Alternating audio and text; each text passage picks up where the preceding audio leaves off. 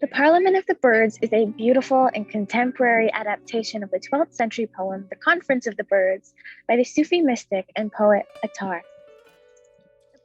When I was in grade 4, tucked into my religious education curriculum was a story titled The Conference of the Birds, a children-friendly version of Attar's 12th century poem. In its bold and beautiful illustrations, I learned of the 7 valleys: the Valley of Quests, the Valley of Love, the Valley of Understanding, the Valley of Detachment, the Valley of Unity, the Valley of Astonishment, and the Valley of Death. I thought of them like stages in a video game. With each victory, I'd progress on to the next, meeting each and every trial and tribulation with bravery and belief. I was inspired by Hoopoe. The Hoopoe I knew was brave, wise, enlightened, confident. She was the knowing bird, the awakened bird, who knew of the teamwork and the path to get to him. She was the leader, leading the birds in a journey with certainty to find oneness with creation and the creator. A journey to understand that God is not in the sky, in the heaven. God is within. That God is within us. Back then, it felt clean and straightforward. There would be hard times, but they passed, and eventually my soul would be one with its creator.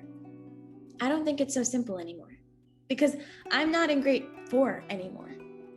What I knew then, I do not know now, and what I know now, I did not know then. Now I'm being drawn back to the story by a different adaptation. An adaptation that wrestles and debates and converses with Attar while still being respectful and responsible with the text.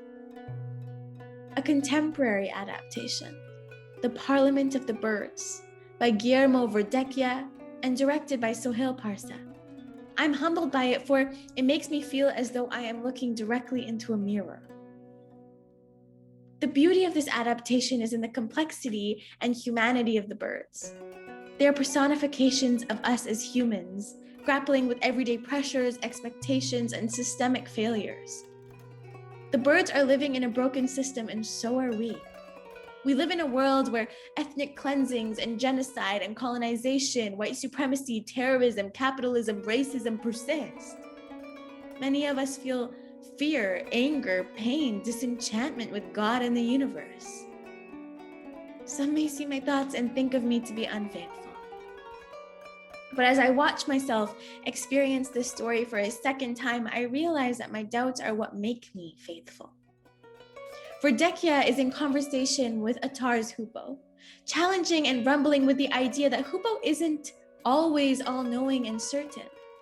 He is inviting Hoopoe to be doubtful, and by way giving us permission to be fully human, to believe but to also doubt, to be passionate but to also be afraid, to know something but also to know nothing at all, to hold space for contradictions that make us so beautifully human, and to follow our inner instincts.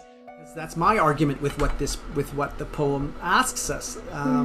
Is like, wait a minute, how can the hoopoe know everything? How can there's no such leader who has all the answers, who knows what the journey is, who has all the, and so my hoopoe is perhaps more neurotic than Attar's hoopoe, or is just, has some doubt, for example, and so maybe that is a kind of bridge to the world that I live in.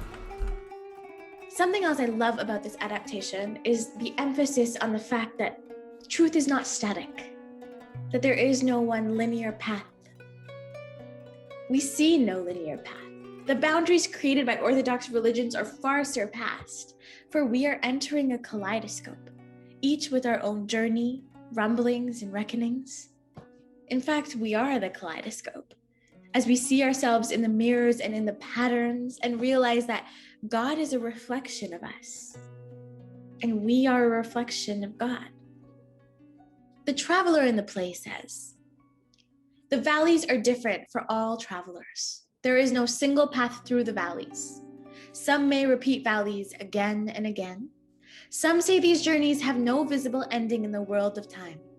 But some might cross these 7 valleys in 7 steps, 7 breaths, even a single breath." You're going through the valleys, like all the valleys all at once sometimes, or you're never going through any valleys for sometimes, or you think you went through a valley and then no, you have to learn this again, or there's another layer to understanding, or to believing, or to loving, or to letting go. Like Hupo says, we must go on. Fly with fear on one wing and hope on the other. So my question to you is, how do you arrive at the Parliament?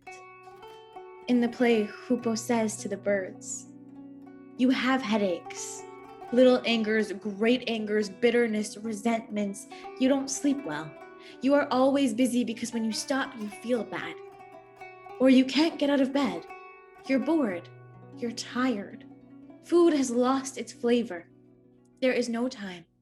You're growing old. You are alone. You never loved your children, your mother, your partner. You cry all the time. You can't cry. You never get what you want, what you deserve. There's no time, and your neighbor, brother, sister does better than you. Your mother never loved you, never knew you. No one knows you. No one sees you, the real you. You hide yourself, your feelings away. You're afraid.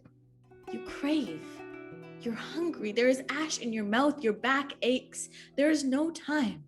Your children are disappointment. You are a disappointment.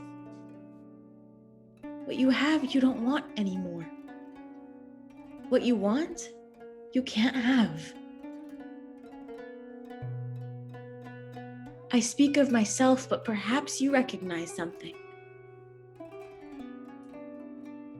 I do. And so I arrive, afraid, insecure, doubtful, reluctant, curious, and longing for more, for better, for love. Love loves difficult things. Love loves difficult things. So join me with your whole self at the Parliament of the Birds, and let us learn that there are paths, there are valleys, there is oneness. Join me and let us embark on this quest together. What is a parliament, you may ask?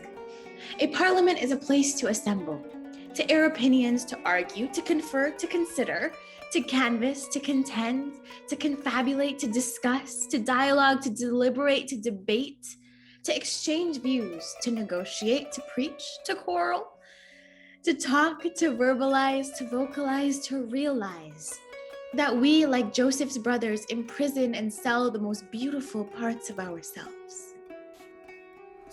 Like Joseph's brothers, who threw him in a well and then sold him, that they had sold the loveliest part of themselves every day. I find that a really powerful, challenging idea, that in some way I sell the most precious part of my being, for all sorts of things that that we all do in some way.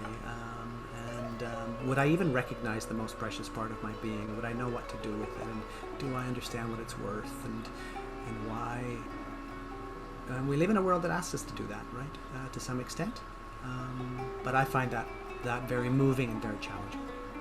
And so, at the Parliament, let us meet our fierce yet not fearless leader, Hupo, and let us see ourselves and each other in the expansiveness of who we are as one.